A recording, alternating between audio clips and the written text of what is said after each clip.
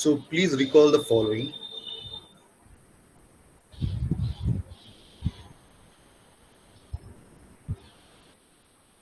So the first one we derived in the last class. So the differential plastic strain increment is some number d lambda times 3 by 2 sigma equivalent times the deviatoric stress. Actually, it is d lambda times del f del sigma. Okay, so basically, this quantity right here is gradient of the yield criteria with respect to the stress. Okay, and we showed that this quantity eventually turns out to be this quantity right here. Okay. So this, of course, is in relation to von Mises plasticity. Okay, so this, of course, this entire expression is in relation to von Mises plasticity. Acha. In this expression, d lambda is always greater than 0. Okay, uh, the the sign or the direction of d epsilon p is only decided by the sign of the deviatoric stress. Okay, I mean, it's not a scalar which would be like positive or negative. uh, I should say it's the direction. Okay, but even if I say direction, you need to remember these are not also vectors, these are matrices. Okay, all I'm trying to say here is this quantity is a positive quantity. Okay, and whatever are the signs of the different components of d epsilon p, those are determined by the deviatoric stress itself. Okay, so that is number one. And so this is what we did in the last class. And this thing right here, the next expression that we have derived multiple times, please recall. So j2 is 1 by 2 s, the deviatoric stress inner product, the deviatoric stress, or in other words, so j2 is like your equivalent shear stress. Okay, actually the square of that. So this quantity right here mm, can be, so initially this is what it looks like: summation over I, summation over j, sij is ij. Okay. Okay, so and the yield criteria is that, the von Mises yield criteria is that this j2, okay, uh, minus k squared is actually less than equal 0. And when it is less, the equality, when the equality holds, the deformation is plastic, and when it is less than 0, it is deforming elastically. K, by the way, is your tau y. Okay, which is as we discussed earlier, 1 by root 3 times sigma y. Okay, again, everything is happening within the domains of von Mises plasticity. Acha, there are other ways to represent j2, or rather this expression right here. One can write f to be like square root of j2 minus k. That is also fine. Okay, uh, or uh, f could also be written like sigma equivalent minus sigma y, the yield stress. Okay, now what is sigma equivalent? It is simply square root of 3j2. Okay, or rather it is square root of 3 times tau equivalent. Okay, tau equivalent is outside of square root. So sigma equivalent square has the following expression, which is 3 by 2 inner product of S with itself. Now, what is inner product? So if S is this deviatoric stress with these components S1, 1, 1, 2, 1, 3, okay, 2, 2, 3, 3, 2, 3, and it's basically symmetric. So what you basically do is, in a product S is, you take each individual term, and make a square of that and simply add that up. Okay, s1 to sorry, not s1 to s22 squared plus s33 squared. Okay, and then when it comes to off diagonal terms, you'll have to understand that they appear twice because the matrix is symmetric. Okay, so if I take only s1 to 1 2 and not take s2 1, so I'll have to put a coefficient of 2. Okay, so okay, so basically twice s12 squared means s12 squared plus s21 squared. So that's what this expression is. The s inner product is. So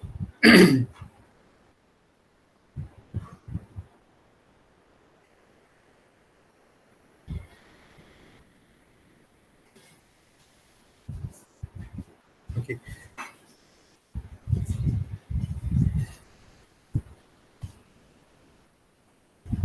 so you take only this expression of it, not the one involving J2, because then only this del F del sigma makes sense. So let's say, so for us, the F is this expression right here. Okay, so that's why when I take del F del sigma, it gives me this quantity right here. So for example, if I do del F del sigma, or basically I'm taking the gradient of it. Okay, first of all, mm, I need to write the expression for F. Okay, so it is 3 by 2 s inner product s, okay, minus sigma y. Now sigma y is a function of lambda. Okay, what is lambda? I'll come to that later. But when it comes to partial derivative, you can say that is this expression right here, sigma y, is not a function of the stress itself. Okay, it's some material property, and also it changes with the deformation, as we discussed earlier. It's not necessarily a constant, it changes, but that also is independent of the stress. Okay, at least in the partial term of it. So it is not explicitly dependent on the stress. That's all I'm saying. So first off, what I would do is, when I take the derivative, so basically I'm taking derivative of this quantity right here. I'm taking the gradient rather. So this is a scalar. I'm taking the gradient with respect to a matrix. So the gradient itself would be a matrix. So first of, I'll have to take derivative of this square root, whatever is under square root. Okay, with respect to that. So if I take derivative with respect to whatever is under the square root, then first I'll have to write this thing. Okay, and then whatever is inside the square root, so I'm using the chain rule. So first I took the so this expression right here is a sigma equivalent. So first I took the derivative of sigma equivalent with respect to whatever is inside the square root. Then I took derivative, then I need to take derivative of whatever is inside the square root with respect to deviatoric stress. So so this becomes 3 times S. Okay, actually not deviatoric stress with respect to the total stress. And as we discussed earlier, it turns out to be this expression right here. Okay, because S in our product S could also be written like uh, total stress in our product deviatoric stress, or deviatoric stress in our product total stress, because the inner product itself is symmetric, but this is not same as S in sorry, this is not same as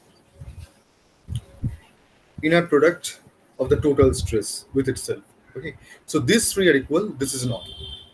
So this quantity becomes this. So essentially it is 3 by 2 sigma equivalent times S. So that's what I have written over here. Okay, so d lambda times del f del sigma is the expression for the plastic strain. So if the all of these have been discussed, if not more than once, then at least once in the previous set of lectures. So keep them in mind, and let then we'll proceed for the next stage. So in the next step, what we would do is we would try to get the equivalent of the plastic strain increment, which basically, if you recall, again you need to recall this expression. This has to be 2 by 3 d epsilon p equivalent. Sorry, not equivalent. Plastic strain increment taking inner product with itself. Okay. So this quantity right here becomes 2 by 3 times 3 by 2 sigma equivalent times 3 by 2 sigma equivalent times, acha, you can put d lambda twice. Then these are all scalars. Okay. And then next comes the multiplication of the tensors, or rather the inner product of the tensors, not multiplication. So eventually what we can do is we can take away one of the 3 by 2's, and then we have the following expression. Clearly d lambda divided by sigma equivalent comes out of the square root, and then we have 3 by 2 s inner product is, and as we discussed earlier, the quantity inside the square root is our so-called equivalent stress. So all I'm trying to say here is your equivalent plastic strain increment, okay, now is essentially your d lambda.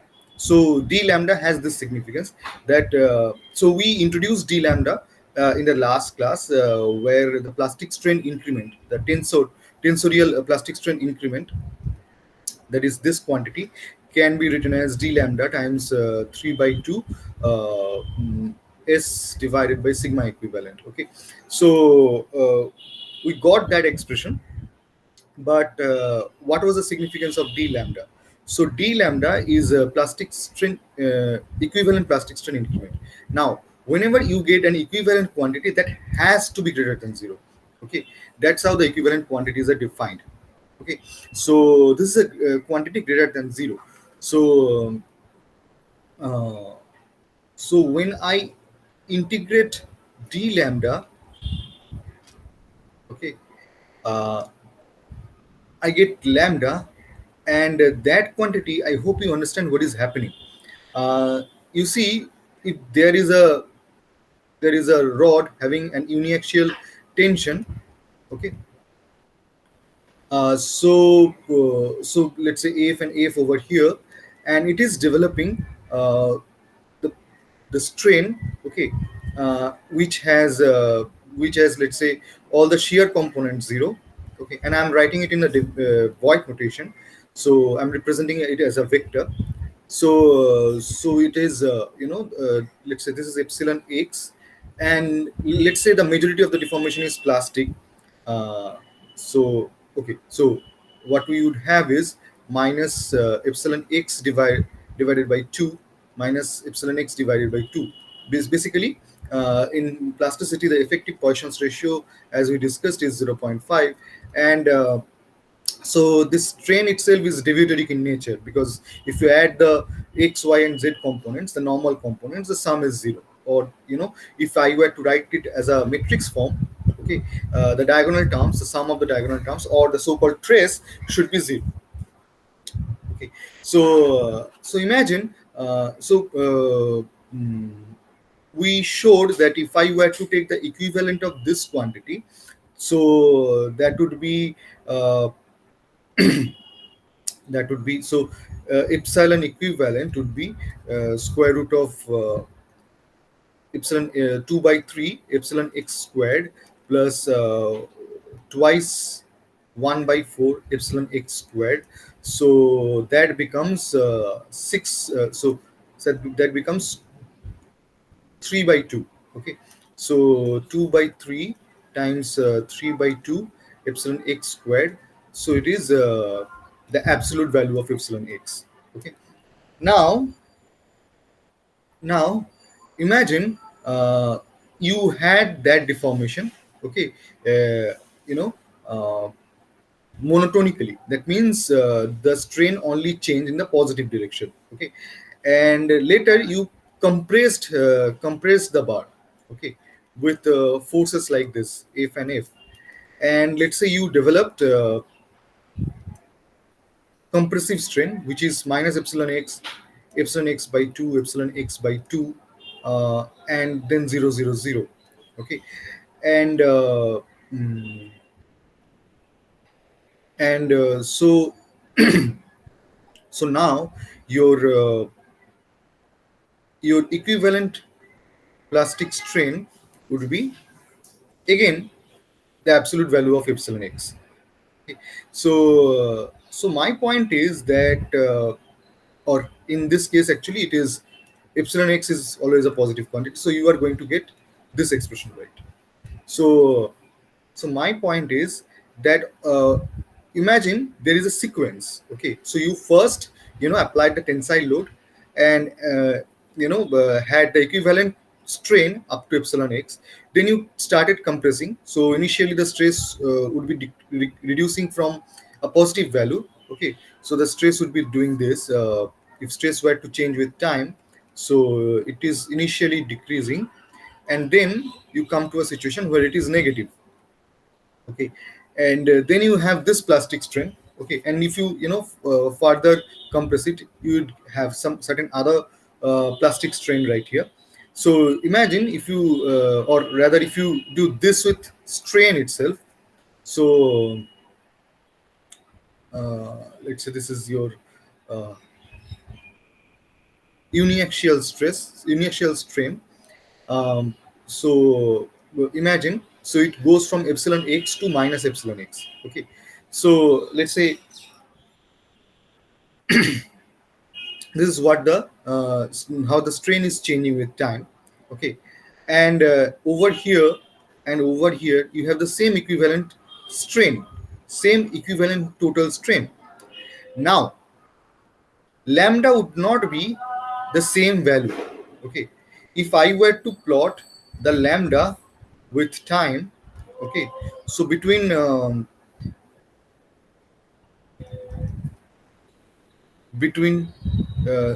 to epsilon x. Okay, so let's say this much is epsilon x. So so it is, same as the uniaxial strain. Now now uh,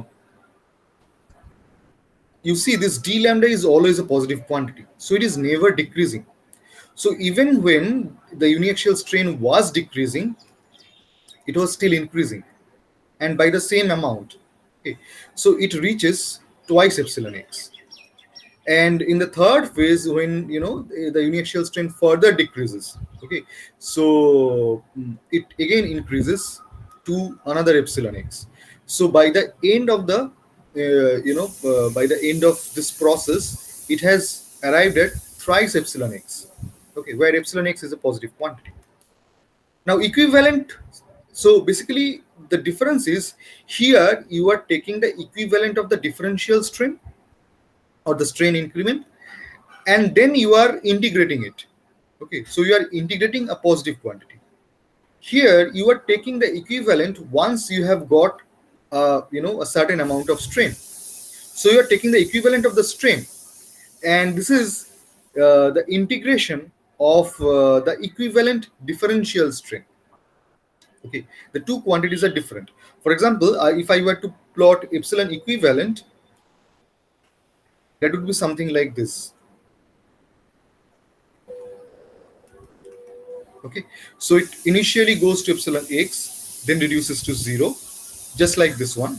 Okay, but it only takes, so it is essentially the absolute value of the uniaxial strain. Okay, so you can regard this component as a uniaxial strain, whereas this lambda is always increasing whether you move to the left. Okay, so if by left I mean if you are, the stress on the stress strain diagram, whether you are moving towards the left or towards the right along the strain axis, you are always having more and more lambda, because this quantity is always positive quantity. Okay, and this is increasing. Okay, so this is the integration of the equivalent differential strain. Okay, and this is the equivalent of the total strain. Okay, so the two quantities are not even same. Okay, is it clear up to this part?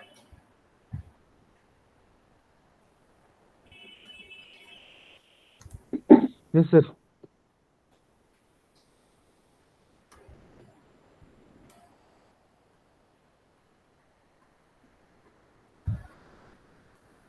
Okay, so now we would define hardening rule, and there are isotropic and kinematic hardening.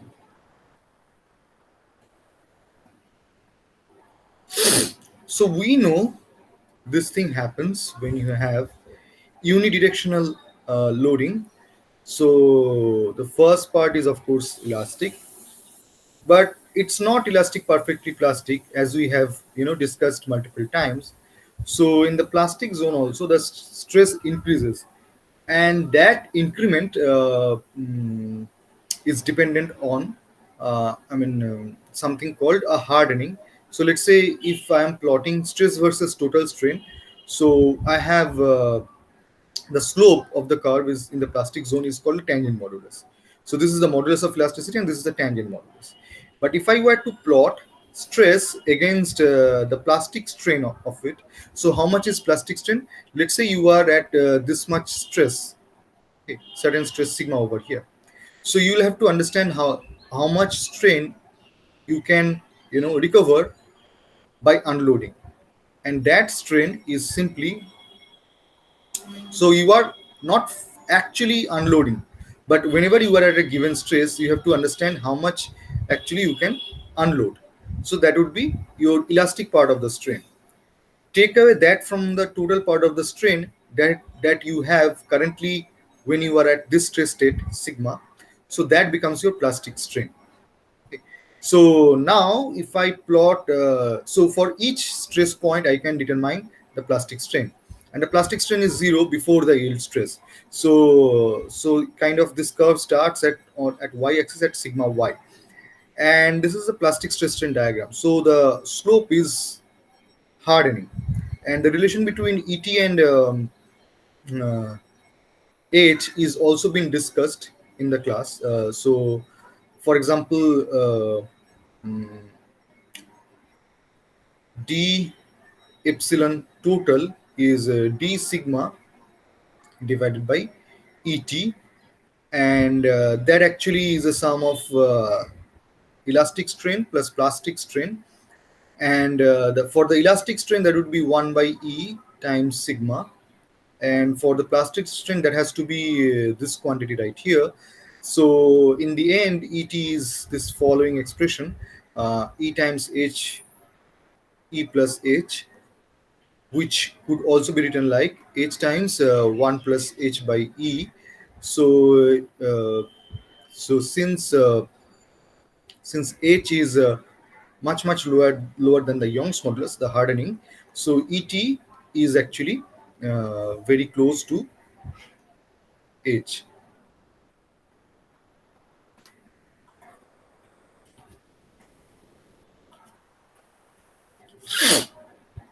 Okay, so I believe all of these have been discussed, and you should look into them. So we are at a stage where more and more we are in the we'll be having more and more requirement of revisiting what we have done in the previous set of classes. So we are going to use a lot of them in the coming few classes. Now I have said multiple times, and I'll repeat again. You should come prepared. Uh, go through all the lectures by before coming for the next week's class. Okay, but can only decide what you are going to do. Anyways, so so let's first define what is isotropic hardening. So I don't know how much of a correct representation this one is. So again, I'm taking the example of von Mises plasticity. Okay. So let's say that it is the initial yield surface. Okay.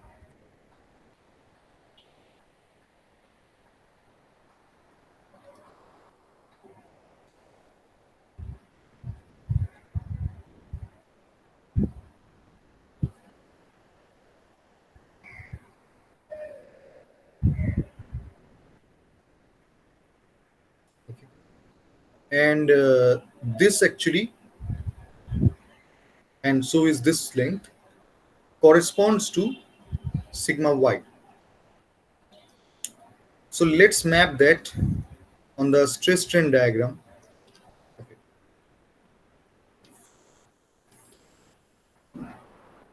So this is your sigma y. Now we are drawing a different curve, so which is a uniaxial stress strain diagram. Okay. So imagine you have uniaxial loading. Of course, the first part is elastic, and when you do reach the yield stress, you start developing,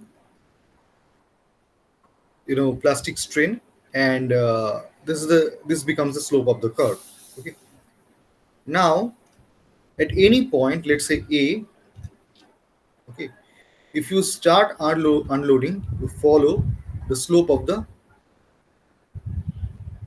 loading slope of the the elastic part of the curve. Okay. But if you, let's say, unload up to any stress value and then reload, you don't have plastic deformation until you reach to this this stress corresponding to A. So this stress corresponding to A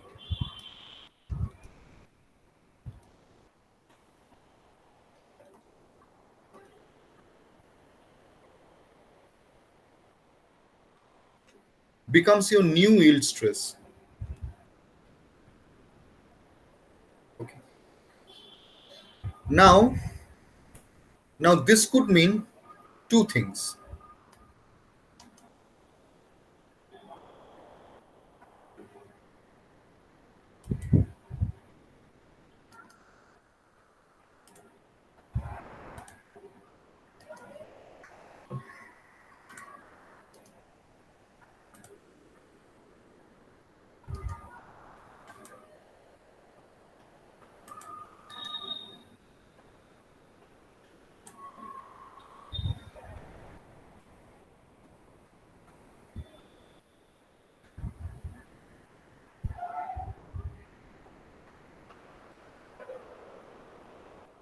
One thing could be that your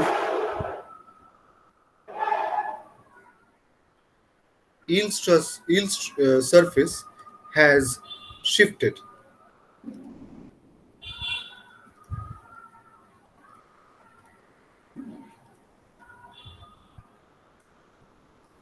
which basically means, so this corresponds to the stress at A, and we would refer to this sigma y as the initial yield stress, and this as the new sigma y.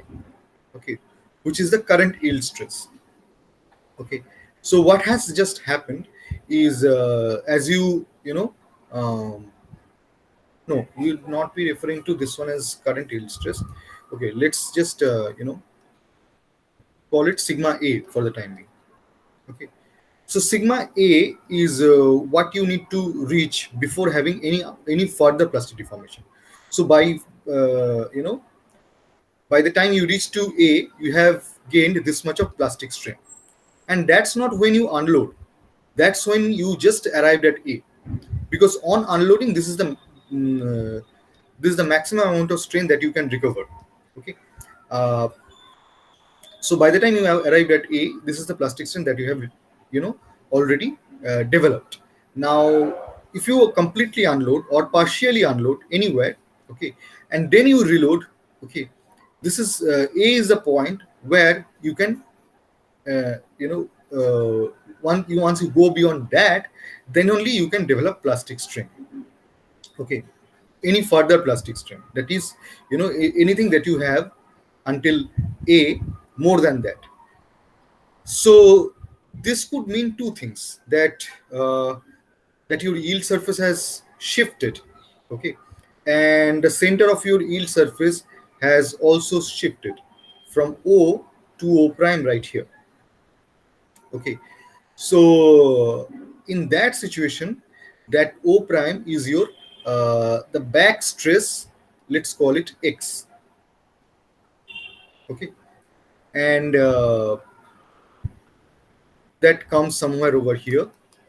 Okay, now that is the origin for the stress. Okay, so if such is the case, that type of hardening, if the yield surface itself has shifted on the principal plane, so that sort of hardening is called kinematic hardening. Okay, so this corresponds to kinematic sort of hardening. Now, what is the significance of kinematic hardening? If you look at now at the yield stress in compression. Now, this time, in the earlier case, I was talking about that by the time you reached at A, your new yield stress has become sigma A. So, if you had unloaded and reloaded, you would be yielding at a stress of sigma A. Okay, and before that, you would not be having any further plastic deformation. Okay, but what about if so? That didn't require you to actually have an unloading. Okay, but if you did unload now, and if you now moved in the negative axis, which is if you are now applying a compressive load, okay, the yielding happens not at a stress corresponding to sigma A, not at a stress corresponding to sigma y0. Instead, the new yield stress in compression, new yield stress in compression is twice sorry twice sigma y0 minus sigma A. Okay. So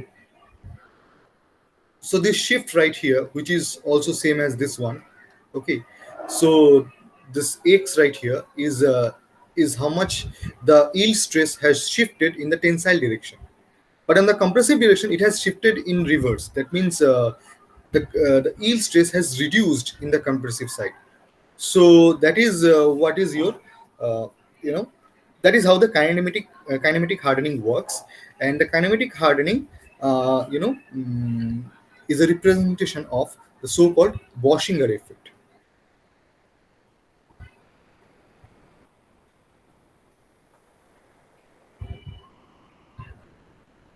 Okay, the spelling may not be correct. So Boschinger effect is actually um talks about that the reduction in yield stress in compression when you have hardened in the tensile direction. So basically, this effect right here is what is Boschinger effect. Okay, um, of course, to trace Boschinger effect pretty accurately, you need to have further improvement of the kinematic hardening model. But this is what the kinematic hardening model looks like. Okay. So the kinematic hardening model can be thought of as the shift of the yield surface, where the shape and size of the yield surface remains the same. Okay, the size of the yield surface remains the same. The yield surface simply shifts, so there is an origin shift.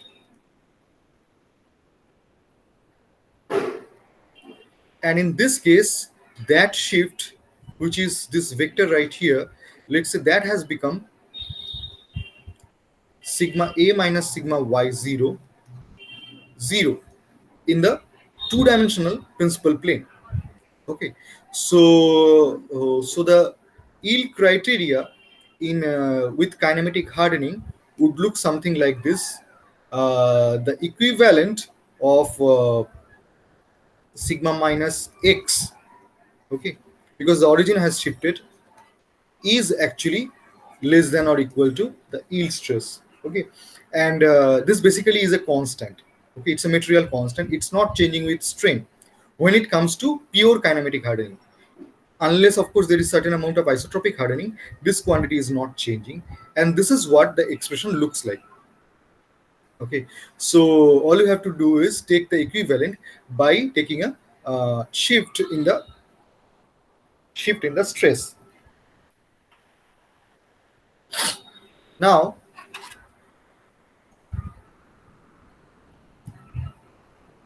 let us introduce so-called isotropic hardening. Acha, how do you represent kinematic hardening in the block spring model? Is through this.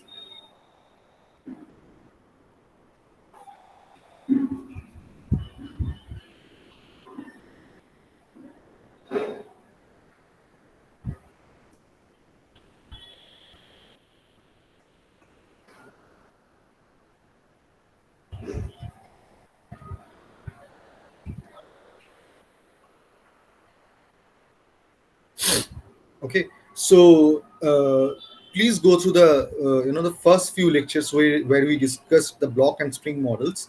So there, having a secondary spring in the so if this spring was not there, that would be elastic perfectly plastic. If it was like this, it would be plastic perfectly plastic. Okay, now in presence of a spring, as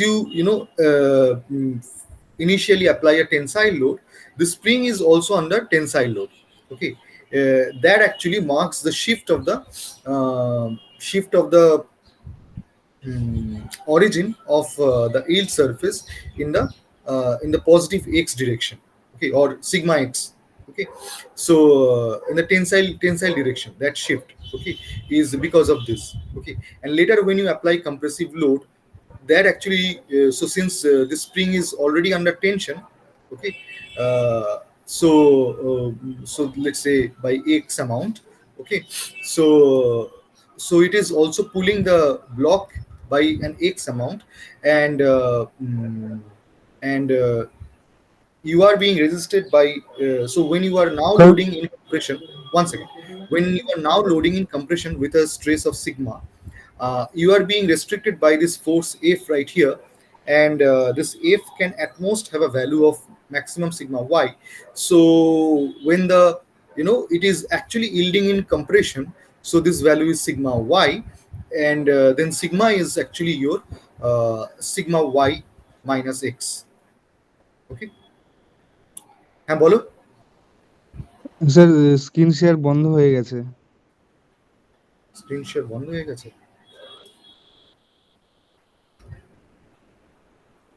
আচ্ছা, কতটা দেখেছো এর আগে?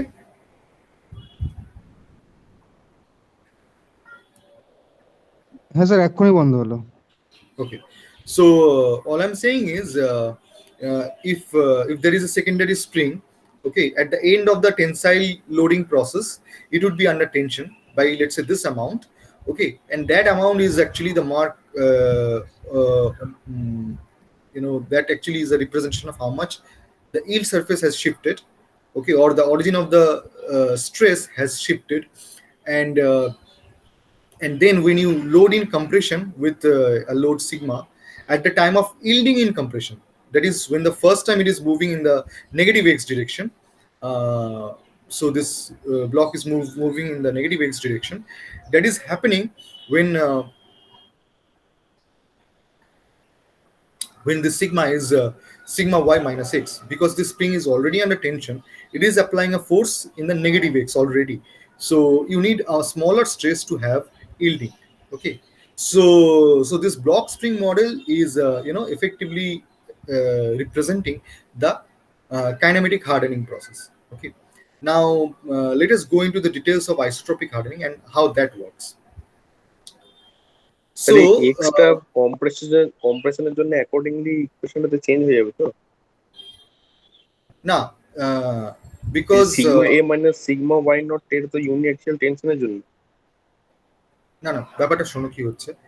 When I'm loading, actually, revisit the lecture from this class. When you are actually loading in tension, okay, so initially this spring would be in tension, but as soon as this block starts moving, then this spring would also be under tension.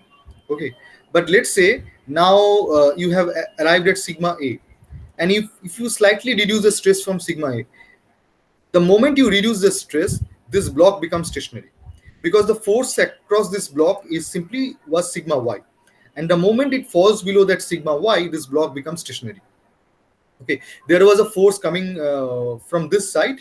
Okay, there was a force that was coming from this side, but the resultant of the two was exactly same as sigma y, and that's why the block was moving. Okay, and the moment the stress reduces, from that sigma a, okay, to d sigma. Okay, so this sigma right here was x plus sigma y, in order for you to have any plastic deformation. But that was sigma a, right? And the moment it falls below sigma a, okay, the stress across this block becomes below sigma y. The force across this block becomes below sigma y, and the block becomes stationary. And the block becoming stationary means that this spring is now frozen in its elongated stage. Okay, so it is applying only x. Now if you are gradually reducing this force, okay, this spring is recovering its elongation and coming to its original shape. Okay, the force on this block is reducing, but since the block is not moving, the spring is still frozen in its elongated stage, so it is still applying tensile force. So now when you have completely unloaded the positive force sigma, and now you have entered the compressive side where you are applying the stress in the negative direction, so it has become zero and then it has become negative. Okay, then also the block is not moving, and then when you hit this stress value, okay, this is what is confirmed by this. So if you are trying to have yielding in compression, okay, so you are trying to move the block in the negative x direction, which basically means that your friction force, ground friction, is acting opposite to sigma right here. And then also, in order to have actual motion in compression side, you will have to have this F equal to sigma y. Okay, but then the sigma is not equal to sigma y, it is sigma y minus x, because this plastic spring is already under tension, and that is applying the additional x.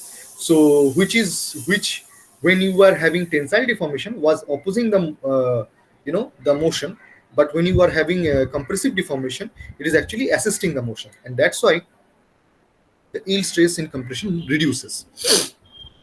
So that is the story of kinematic hardening, and of course it's a model, and so is isotropic hardening, and this is what the isotropic hardening looks like.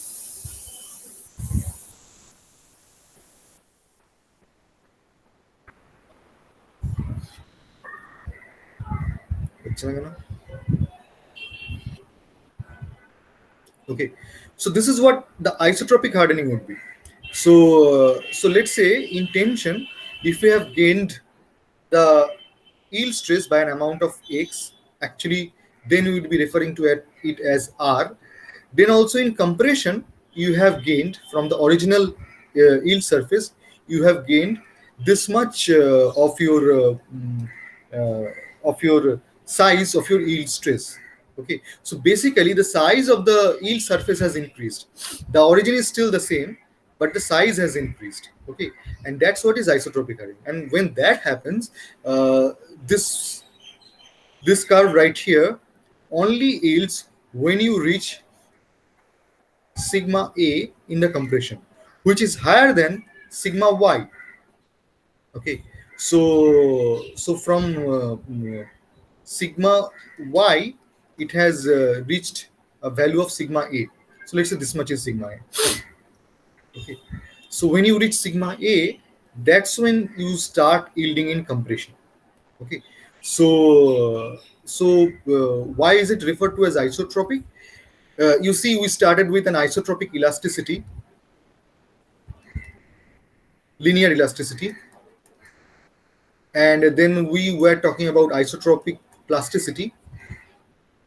Okay. Now we have something called isotropic hardening. The difference is even an isotropic material with elasticity and plasticity can have isotropic or kinematic hardening. Okay, now this thing right here, in gross terms, you can think of that whether you are yielding in tension, Okay, when you are unloaded from sigma A, when you are whether you are yielding in tension or compression, the yield stress value that you encountered is the same. Okay, unlike the kinematic hardening, that is when you yield in compression, you encounter a much lower value of stress as compared to when you hit the yielding in tension. Okay. So it is isotropic in that sense. Okay.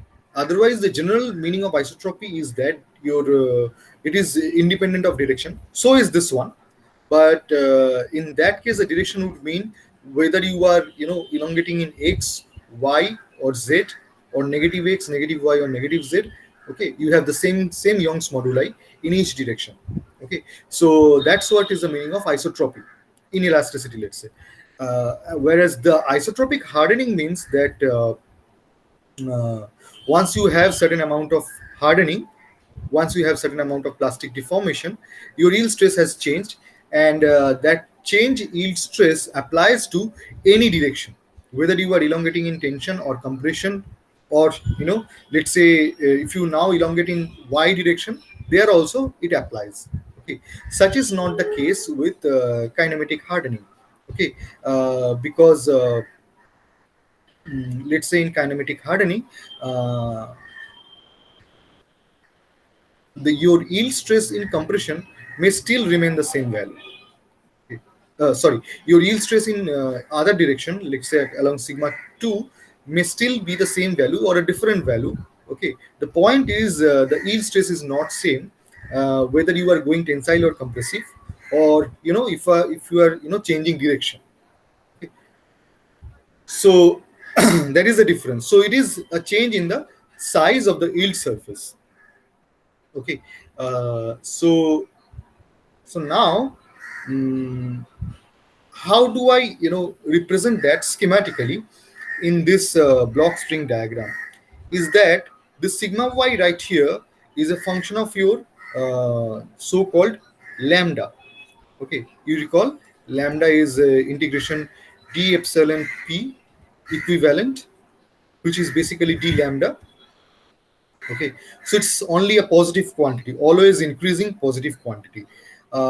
So whether you are moving to the left or right, so basically you see, you can imagine as you are having a rough encounter with the ground of this block, the friction coefficient is increasing, which basically means the limiting friction value, which is the sigma y, is increasing whether you are moving in the left or the right.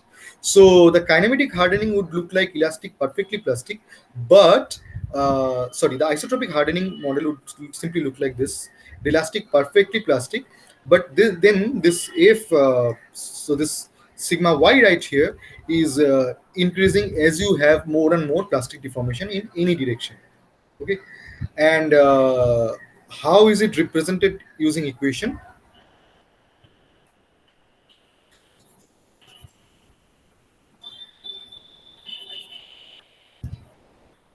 F equals, now you get the equivalent of the stress minus sigma y0 plus r, which is a function of lambda, okay, equals 0, where this whole quantity is your new sigma y, the new yield stress. Okay, uh, now I hope the explanation for so this is what the isotropic hardening looks like in equation. This is what kinematic hardening looks like in equation. This is what the kinematic hardening looks graphically, and this is what isotropic hardening looks graphically. But when represented schematically, our original representation with a spring for the plastic side is actually the representation of the kinematic hardening. For isotropic hardening, we have to come up with the idea that as the block rubs against the rough surface, the roughness of the surface also increases. Okay, so basically your limiting friction force sigma y is increasing more and more as you have rough encounter with the ground. Okay, so just keep these things in mind. Okay, and we'll do a lot of problems using isotropic hardening, and later maybe with kinematic hardening in the next week.